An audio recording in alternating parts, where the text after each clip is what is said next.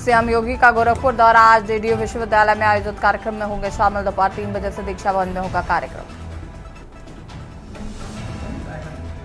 22 सितंबर को हरियाणा में सीएम योगी करेंगे चुनाव प्रचार। सीएम योगी 3 जनसभाओं को संबोधित करेंगे। जींद सोनीपत में होगी सीएम योगी की जनसभा।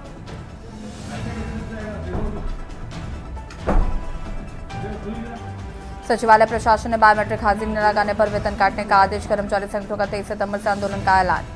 मदरसे में नकली नोट छापने, ब्रेन वॉश करने वाले तलब। प्रयागराज पुलिस की कस्टडी रिमांड पर सुनवाई। आज खुलेंगे विदेशी रिफंडिंग राज। तिरुपति लड्डू विवाद के बाद काशी विश्वनाथ महाप्रसाद की जांच। एसडीएम अचानक पहुंचे वेंडर के गोदाम। साफ सफाई का जायजा। फूड डिपार्टमेंट को भेजे गए सैंपल। लखनऊ में बेकाबू कार ने 5 लोगों को रौंदा। जो भी सामने आया मारी टक्कर। 1 किलोमीटर तक कार के पीछे भागती रही पुलिस और पब्लिक। आप देख रहे हैं के न्यूज, खबरों का सारथी। नमस्कार, खबर उत्तर प्रदेश में आप सभी का स्वागत है। मैं हूं आपके साथ शुक्ला। लखनऊ से खबर आपको बता देते हैं, जहां पर राहुल गांधी के बयान पर बीजेपी का विरोध प्रदर्शन। अमेरिका में राहुल गांधी ने आरक्षण को लेकर दिया था बयान। बीजेपी कार्यकर्ता सड़कों पर उतरकर कर रहे विरोध प्रदर्शन। राहुल के पटल पर चप्पल की माला पहनाकर जलाया पुतला।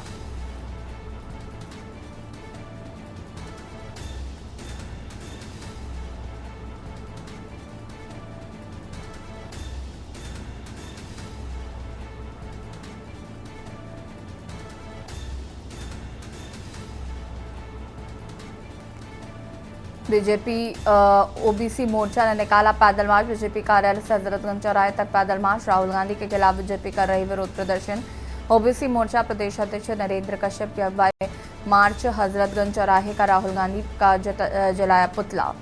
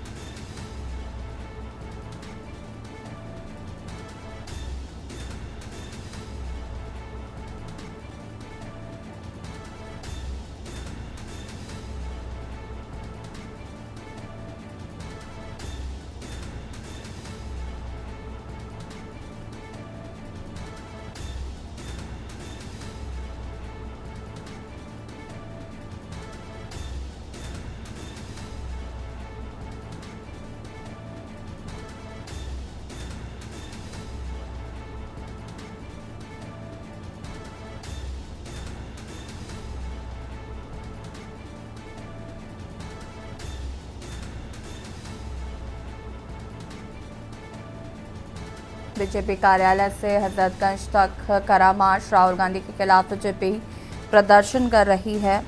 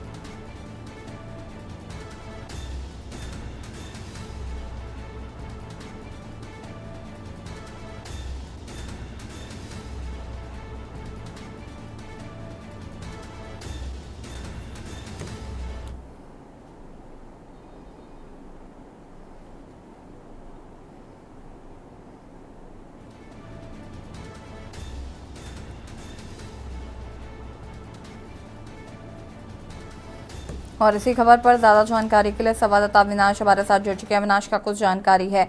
बीजेपी ने आज राहुल गांधी के खिलाफ मार्च किया है।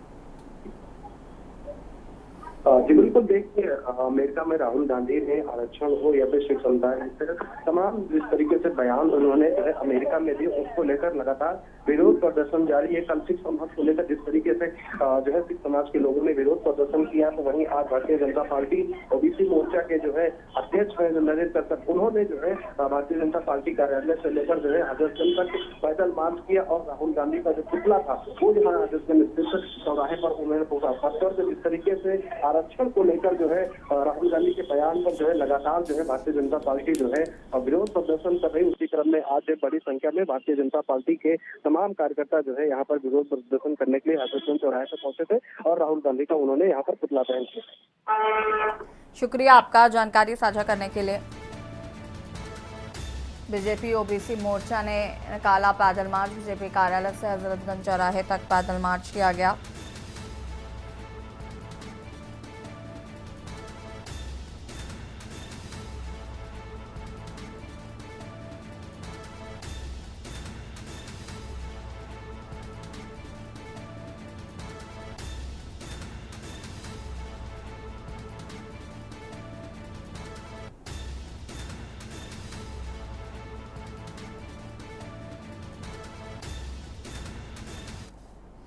कानपुर देहात से खबर, जहां पर औद्योगिक क्षेत्र में आग का तांडव। गत्ता फैक्ट्री में लगी आग से मचा हड़कंप। आग की लपटों में कई मजदूर बुरी तरह से झुलसे। कई मजदूरों की फैक्ट्री के अंदर फंसे होने की संभावना।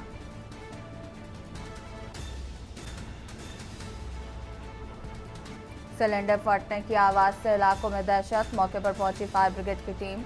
रनिया औद्योगिक क्षेत्र की घटना बताई जा रही है।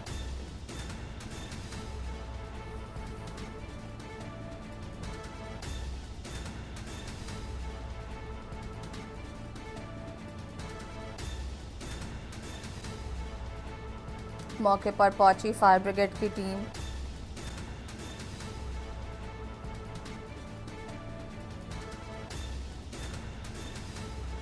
रनिया औद्योगिक क्षेत्र की घटना बताई जा रही है।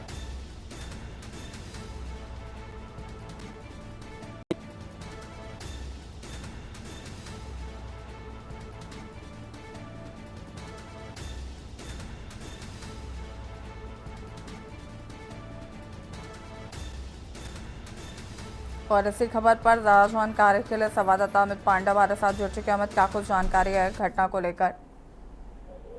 देखिए, बिल्कुल ऐसे आपको बताना चाहूंगा। कानपुर देहात के रनिया में गत्ता फैक्ट्री है, जहां पर आग लग जाती है अचानक से और फिर धीरे धीरे आग की लपटें जो है वो फैक्ट्री में बढ़ जाती हैं, जिसके बाद प्रशासन को सूचना मिलती है और सूचना मिलते ही प्रशासन एक्शन में आता है। जिले के जिलाधिकारी और एसपी सहित कई टीमें मौके पर पहुंचती हैं। इसके बाद आग की जो व्यवस्थाएं हैं वहां बुझाने के लिए उसको फायर ब्रिगेड की कई गाड़ियां मौके पर पहुंची हैं और लगातार आग बुझा रही हैं। जी ऐसी शुक्रिया आपका जानकारी साझा करने के लिए। और बता दें, मौके पर पहुंचकर फिलहाल फायर ब्रिगेड मौके पर है और आग बुझाने का प्रयास किया जा रहा है।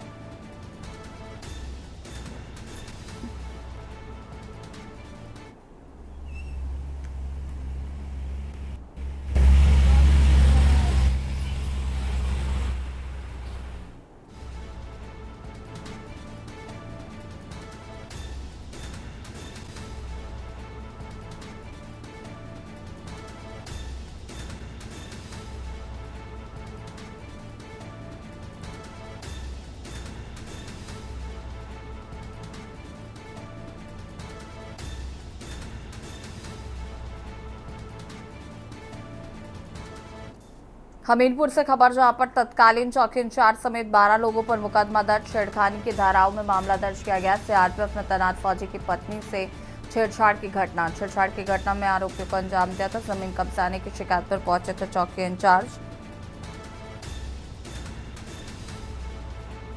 दबंगों से साठ काट कर महिला के घर में बोला था दावा। इंगोचा में पूर्व दो पक्षों में मकान को लेकर हुआ था विवाद।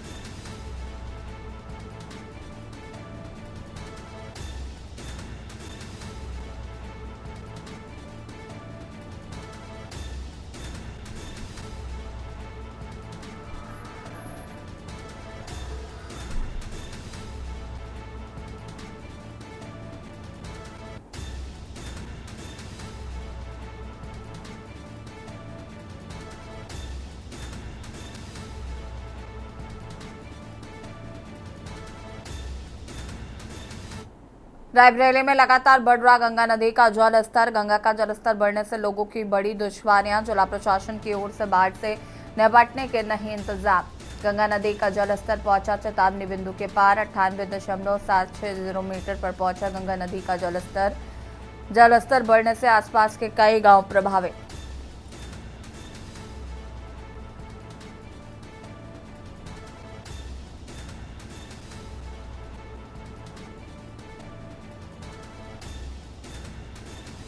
आसपास के कई गांवों में पहुंचा बाढ़ का पानी। जिला प्रशासन के दावों की नाविक ने भी खोली पोल। जलस्तर बढ़ने से स्नातियों की संख्या में आई कमी। सिर्फ कागजों में जिला प्रशासन के दिख रहे इंतजाम।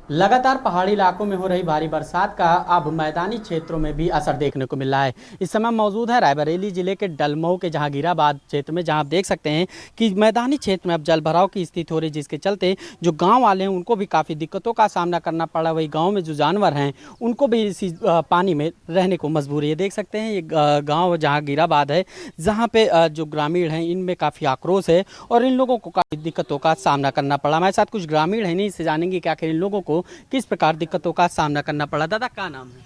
बुद्धिलाल। कौन सा गांव है? जहांगीराबाद। कौन कौन को दिक्कत हो रही? दिक्कत है हमारे पानी में घर बूढ़ी का और निकला जगह नहीं नो भैंसी पानी में बांधे यहाँ अधिकारी और रोड भाग जाते कहते हैं कुछ नहीं। हाँ कहा ज्यादा करियो तो फिर मार शुरू हो जाये। अच्छा हाँ कि नहीं अधिकारी हैं? हमारे रोड चाहते बड़े आदमी से पूछ ले हैं वो कुछ बताइए ना उनको जाना थे और यहाँ छोटका के लगा उतर देख रहे हैं देखा चले जाए रोड तो घर डूबा है? घर पानी के अंदर है। हाँ भैया क्या नाम है दादा तुम्हारे? यहाँ आराम का दिक्कत आ रही? यहाँ घर में पानी भरा सब चाय गिरदा निकले गली नहीं कुछ।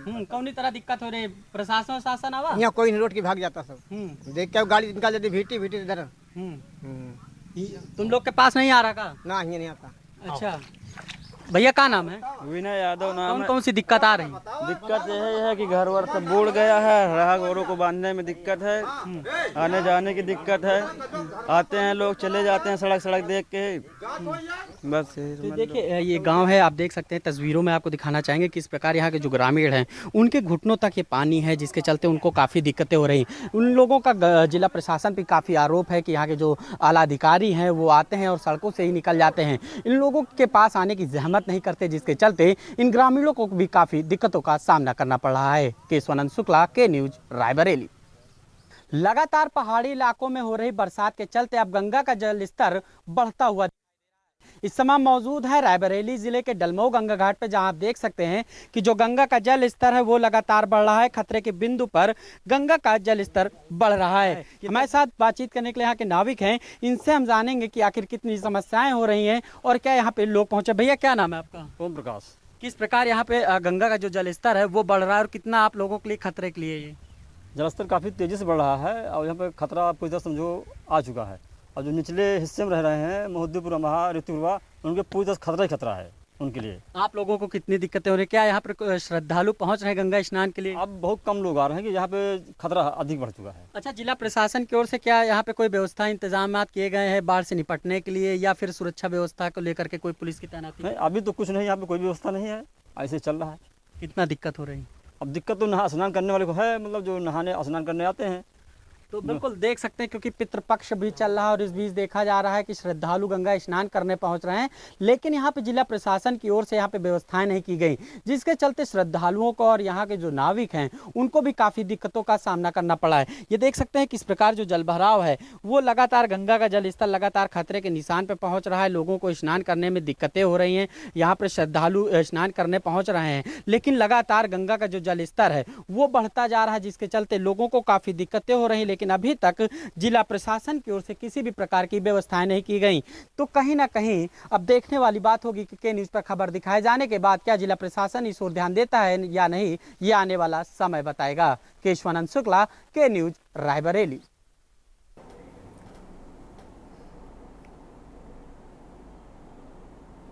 और यहाँ रुकेंगे छोटे से ब्रेक के लिए, जो हाजिर होते हैं।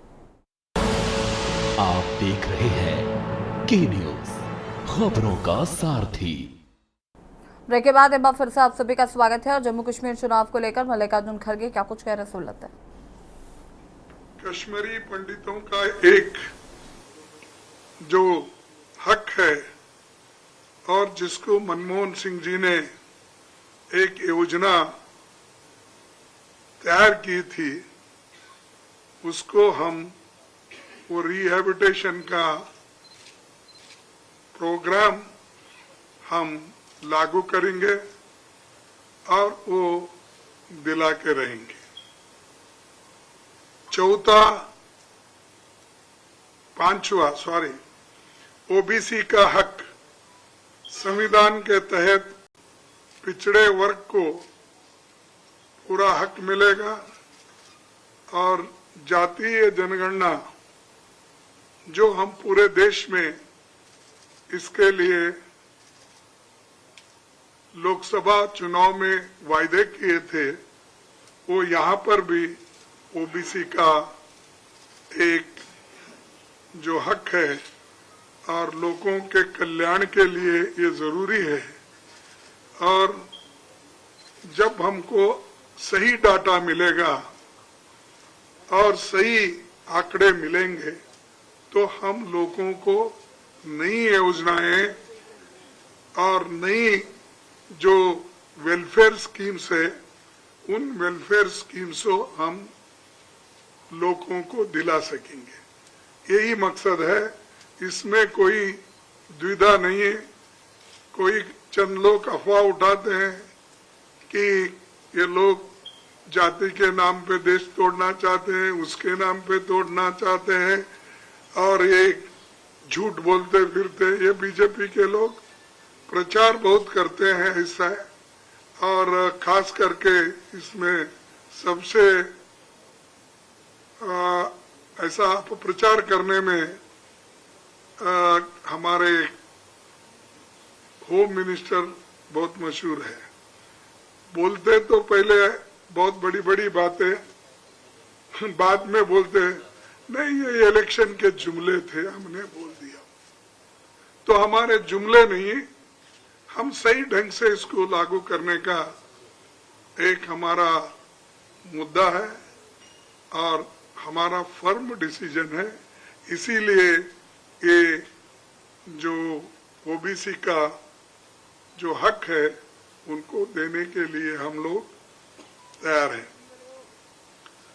और छठा हमारा नौकरी, हमारा हक। देखिए ये 1 लाख नौकरी खाली है, तो 1 लाख नौकरी हम इमीडिएटली इसको देंगे, नोटिफाई करेंगे और लोगों को ये भरोसा दिलाएंगे कि हम आने के बाद काम करने वाले हैं, हम कहेंगे।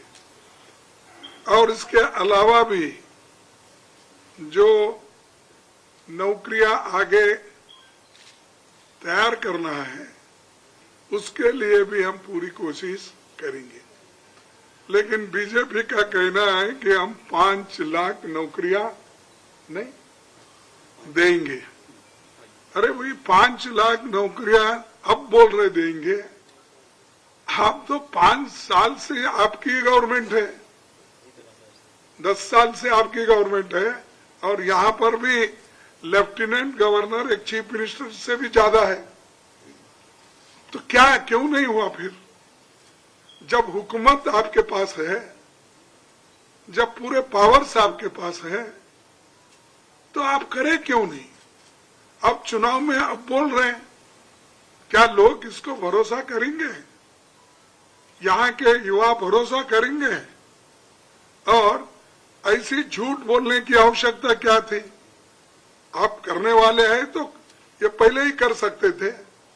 क्या चुनाव के लिए रखे थे क्या ये आंकड़ा 5 लाख देने का है? तो ये हमारे जो लोग यहाँ पर हुकूमत कर रहे हैं वो हमेशा झूठे वायदे करते हैं। जैसा कि एक एक इलेक्शन में 2-2, 3-3 झूठ बोल के वो आए। कभी 15 लाख का काले धन का झूठ बोला,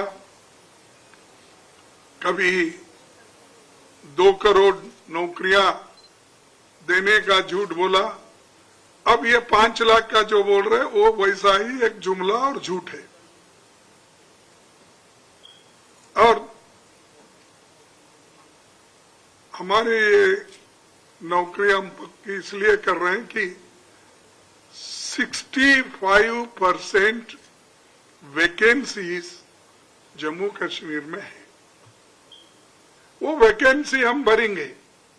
उसके अलावा जहां जहां खाली वैकेंसीज होते हैं वो भी हम करके दिखाएंगे। और बेरोजगारी यहाँ इतनी है, 35% बेरोजगारी जम्मू कश्मीर में है। क्यों इधर ध्यान उनका नहीं भटका?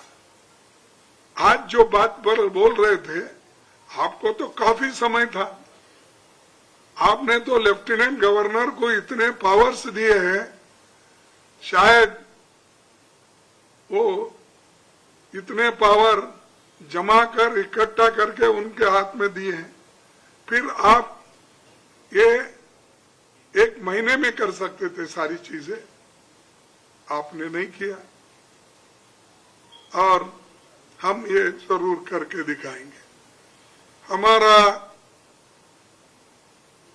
अनाज हमारा हक है, ये 7वीं गारंटी। आपको मालूम है कि जो सोनिया गांधी जी ने फूड सिक्योरिटी एक्ट कानून लाया, ये इसीलिए लाया गरीबों के पेट भरने के लिए। जो मजदूर है, जो भूखे लोग हैं, जो भूख से तड़पते हैं बच्चे, इनको खाना, एक पेट भर खाना देने के लिए उन्होंने ये फूड सिक्योरिटी एक्ट लाया था। और यहाँ पर 11 केजी राइस दे रहे थे। हाँ, ठीक है ना? 11 केजी अनाज, बोलो राइस, ये सब दे रहे थे। उसको कट करके इन्होंने 5 केजी किया। हाँ, 5 केजी। पहले 35 किलो देते थे, 35 पर फैमिली, 15 किलो राइस, 5 का अनाज। है ना? ठीक है। तो आज हम वो रेस्टोर करेंगे और रेस्टोर करके जो अनाज उनको मिलता था वो हम देंगे। ये हमारा वायदा है। तो ये तो हमारे 7 पक्के वायदे हैं। उसके अलावा जो डेवलपमेंट में कांग्रेस पार्टी ने जो काम किया, चाहे वो रेलवे का हो,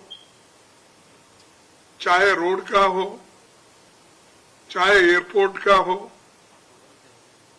ये सारी चीजें कांग्रेस पार्टी ने की।